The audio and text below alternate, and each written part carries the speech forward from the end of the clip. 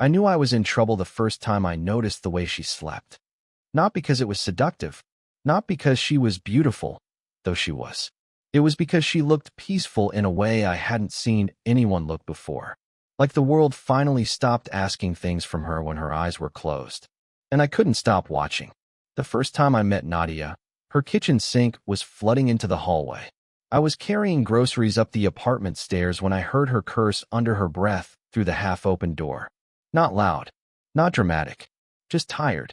I knocked once. She turned so quickly, I remember the loose strand of dark hair stuck against her cheek. Water covered the floor tiles. One cabinet door hung crooked. She looked overwhelmed and irritated at the same time.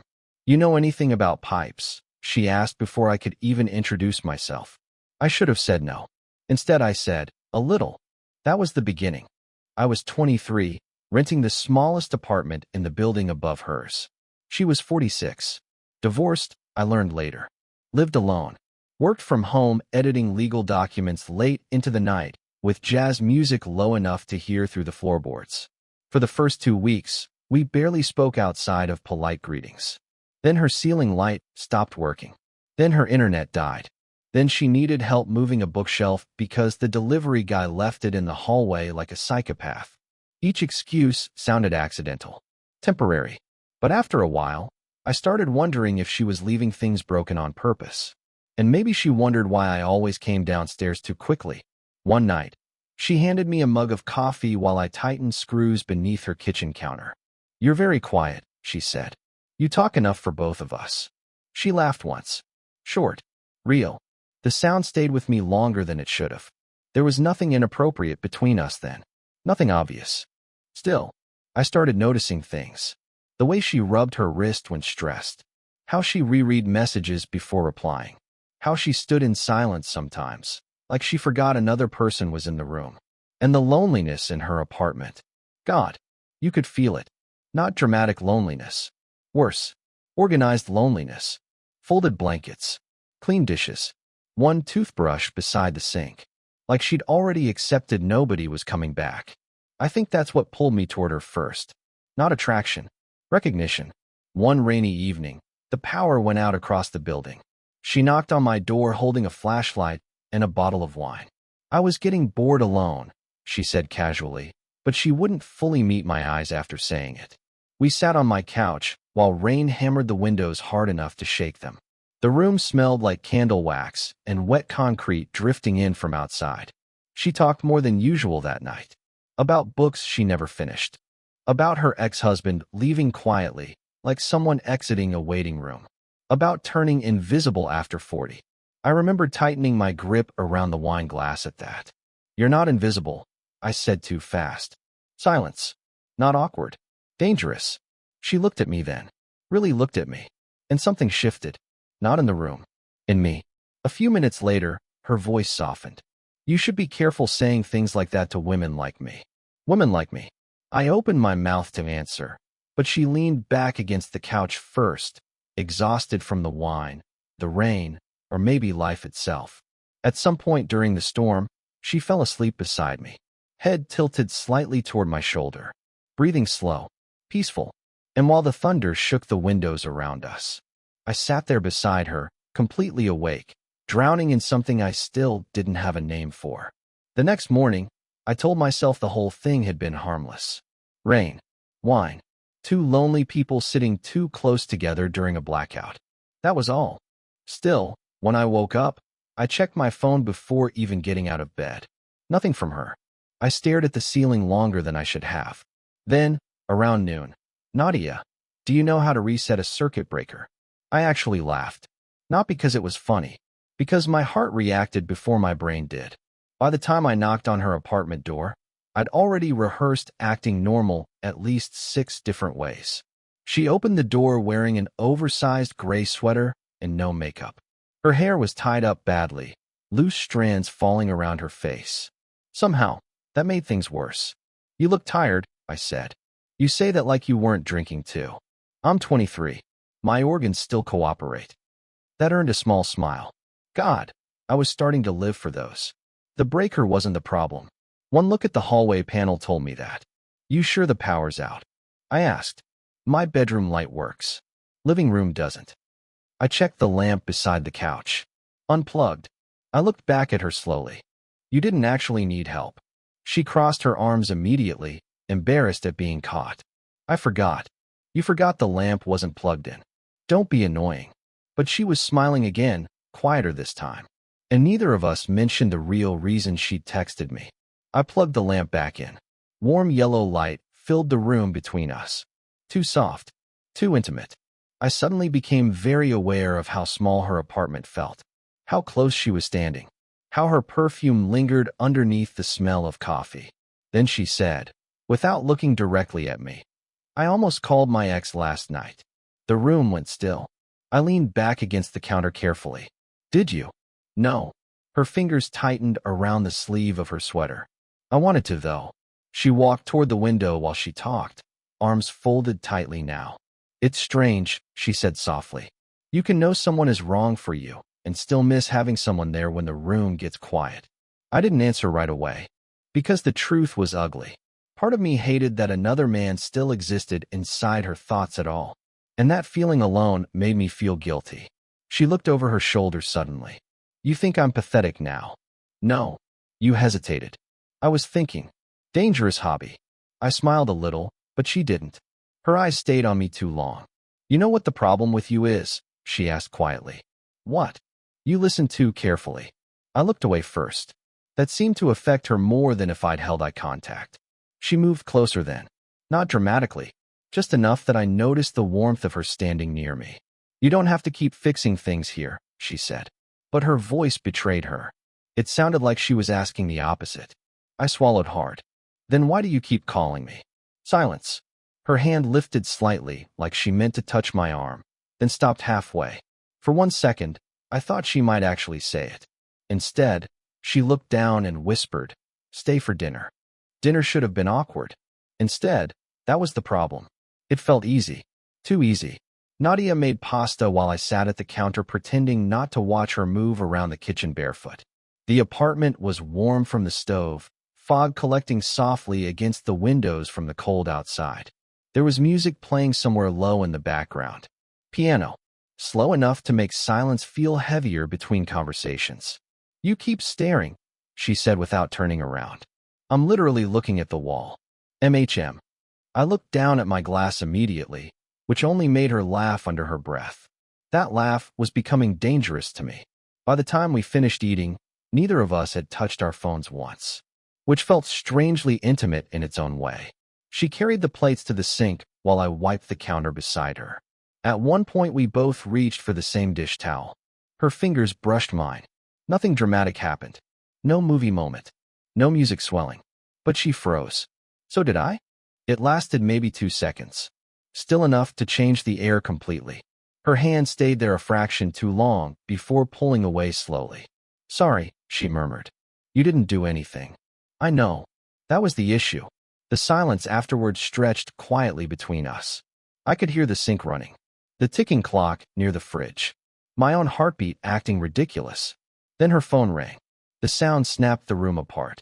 Nadia looked at the screen, and her entire expression changed. Not fear exactly. Something smaller. Exhaustion.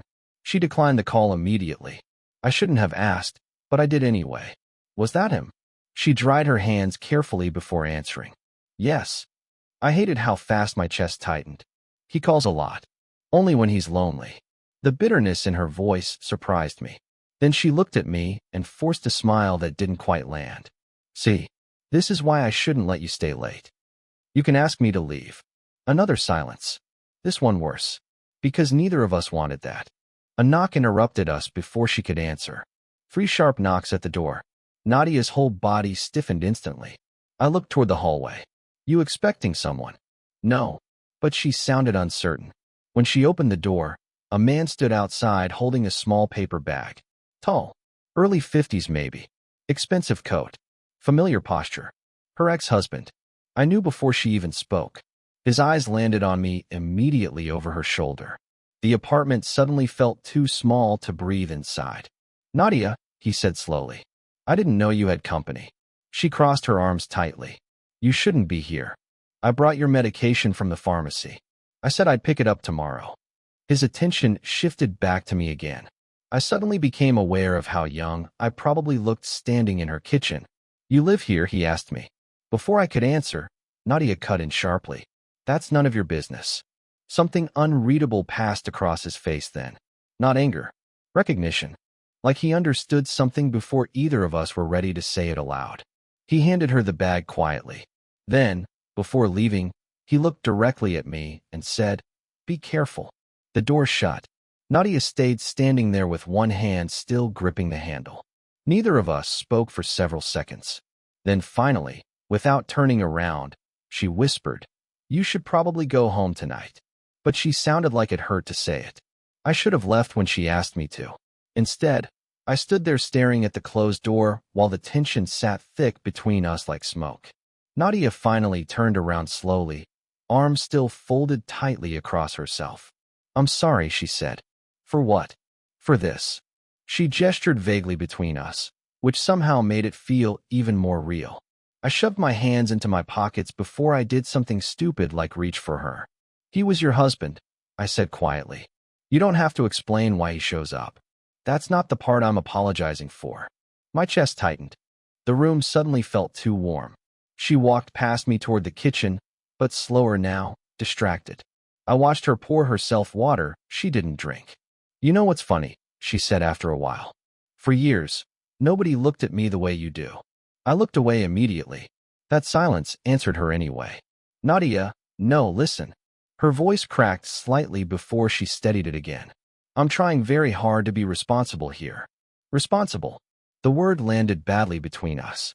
Because suddenly I understood something ugly. She thought she was protecting me. I laughed once under my breath.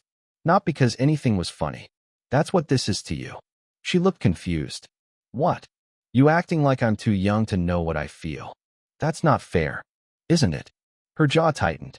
"You think this is easy for me?" "No. I think you keep pretending there's nothing happening because it scares you." The words came out harsher than I intended. She flinched almost invisibly. I regretted it immediately, but not enough to take it back. Nadia set the glass down too hard against the counter. "You want honesty?" she asked quietly. "Fine." She stepped closer. Close enough now that I could see the exhaustion beneath her makeup from earlier, the faint crease between her brows when she was upset. "You make me feel ridiculous," she whispered. "I hear your footsteps upstairs, and I stop reading. I know the sound of your knock before you even touch the door. And every time you look at me like..." She stopped herself abruptly. "Like what?" Her eyes lifted to mine slowly. "Like I'm still something someone could ruin their life over." God. For a second I forgot how to breathe. I moved toward her before I could think better of it. Not touching, just closer. Her eyes dropped briefly to my mouth. That nearly destroyed my self-control entirely. "Nadia," my voice sounded rough. She looked terrified now. Not of me, of herself. "We can still stop this," she whispered. But neither of us moved. The kitchen felt unbearably quiet except for the hum of the refrigerator and our breathing. Then, softly, almost painfully, I asked, "Do you want to?" Nadia didn't answer my question. Not right away. She just stood there looking at me with that same terrified expression, like one more second of honesty might tear something open she'd spent years trying to keep stitched shut. Then her phone rang again. This time, she didn't ignore it. She closed her eyes briefly before answering. "What?" I stepped back automatically, giving her space, but I could still hear the sharp voice leaking faintly through the speaker. "Her sister." "You didn't tell me he was there," the voice snapped. Nadia's face drained of color. "How do you even know that?" A pause. Then, "Daniel saw him go inside earlier." My stomach dropped. Daniel, the ex-husband. I suddenly realized the warning at the door hadn't been about me hurting her. It had been about something else entirely.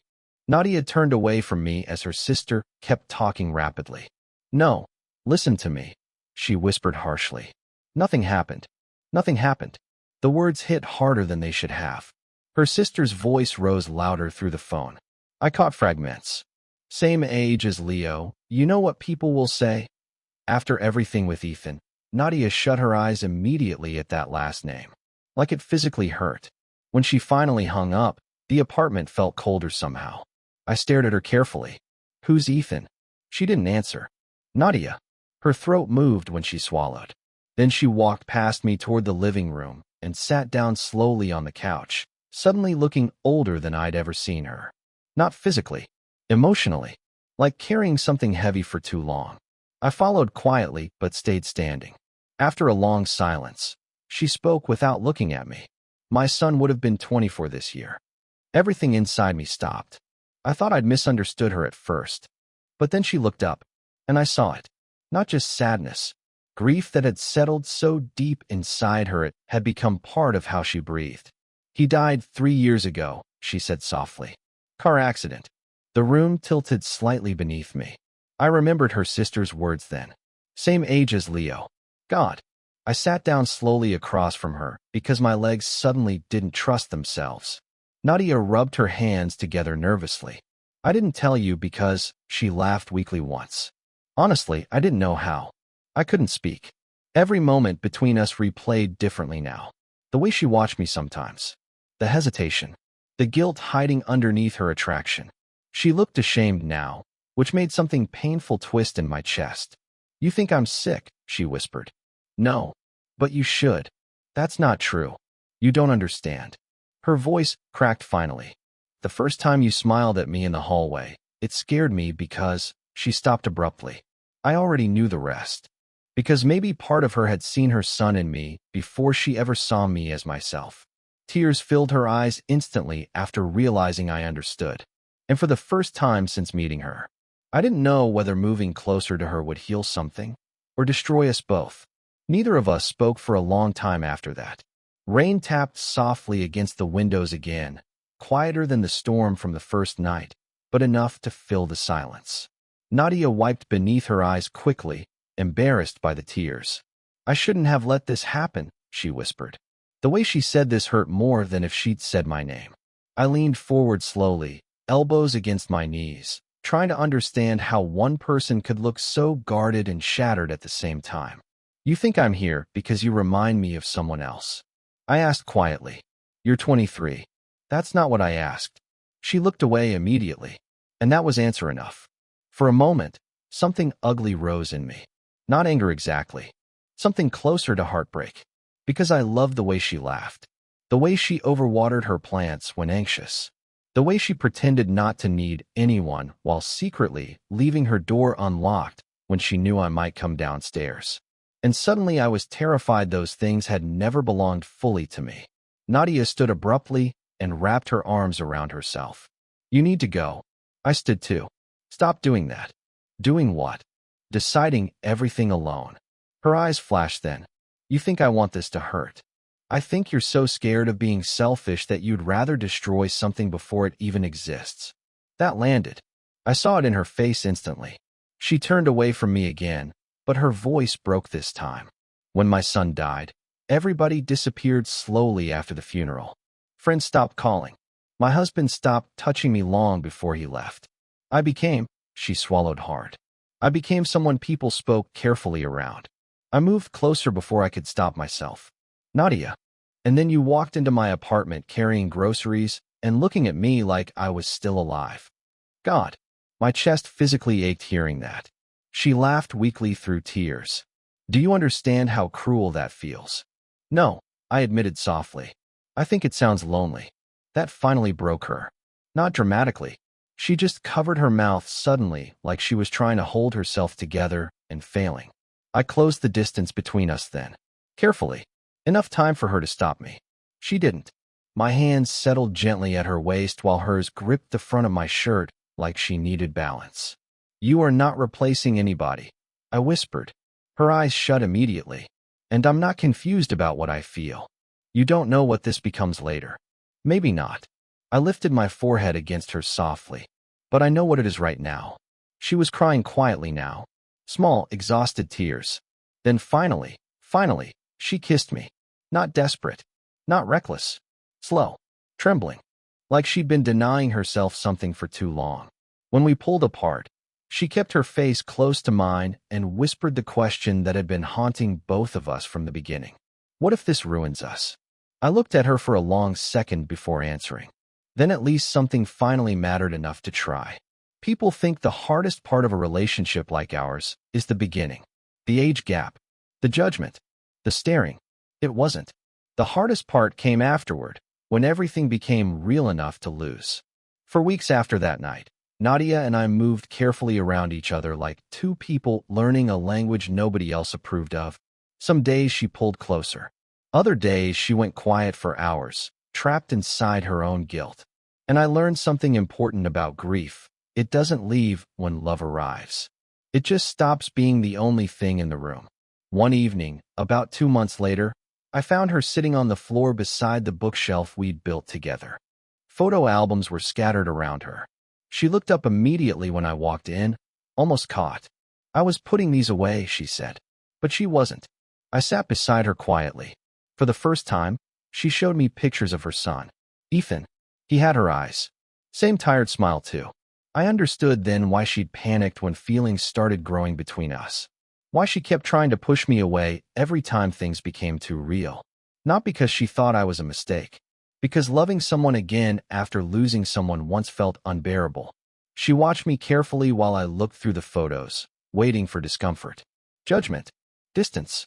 Instead, I asked softly, "What was he like?" That was the moment something changed between us completely. Not romance. Trust. Real trust. After that night, she stopped apologizing every time she needed me. And I stopped trying to save her from sadness she had every right to carry. We became honest. Messily honest. Sometimes she'd wake up from dreams about Ethan and sit silently in the kitchen at 3 a.m. while I made tea neither of us drank. Sometimes I'd get jealous of ghosts I couldn't compete with. Sometimes people stared when we held hands outside. Sometimes we fought about stupid things because loving someone deeply also means eventually seeing all the sharp corners they tried to hide. But we stayed. That was the difference. Not because our story was perfect. Because we stopped running every time it became difficult. About a year later, during another thunderstorm, the power went out again across the building. Nadia laughed the second the apartment went dark. "You know," she murmured from somewhere beside me, "this is technically your fault." "My fault? You fixed one sink and completely ruined my life." I found her hand in the darkness automatically. Her fingers intertwined with mine before I could say anything else. And this time, neither of us let go. Maybe love doesn't always arrive at the right time. Maybe sometimes it arrives carrying grief, guilt, fear, and terrible timing. But sometimes it stays anyway. And maybe that's what makes it real. Did you enjoy the story? What kind of stories would you like to hear next?